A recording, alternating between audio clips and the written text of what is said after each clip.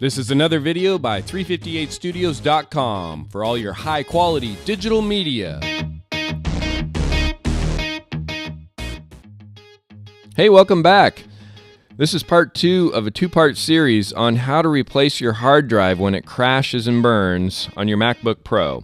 So let's get started. Press your Start button, and when you do that, hold down the Command, the Option key, and the R.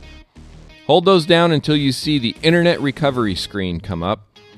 Then it's going to ask you for your connection to the Internet. A wireless connection through Wi-Fi.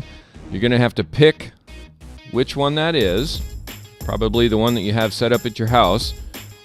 If you have a password set up for that, this is where it will ask you to enter the password for your wireless connection. Remember, this is typically the wireless connection that you've been connected to the whole time. All you need to do is tell the computer which one to look for and what the password is. Now, after you do that, the computer's going to go ahead and load up some files from the internet. This could take a while, so I'm going to go ahead and speed this up for you. The next screen is going to be choosing your language. Go ahead and do that. Now, this is the most important screen. Do not choose to start up the operating system. We're not ready for that yet. You have to choose disk utility, because we need to go in and we need to format this new disk so that the MacBook Pro can read the disk and install the operating system. So without formatting the disk, it actually won't see it, and you can't install the operating system. So through disk utility, choose the new hard drive that you just put in. Go ahead and name it whatever you'd like to name it.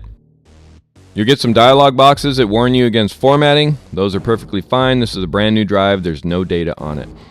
Go through the dialog boxes, and then when it's done formatting, you will end up with back to the screen where it talks about the operating system. Go ahead and restore operating system or the OS X. It will download some stuff from the internet. Now, keep in mind that this is happening really fast in this video, but likely it's going to take about a half an hour for this to happen at your house, all dependent upon your internet speed. After you get the install succeeded, it will go ahead and reboot itself, and you should have a brand new, fresh MacBook Pro with a new hard drive in it.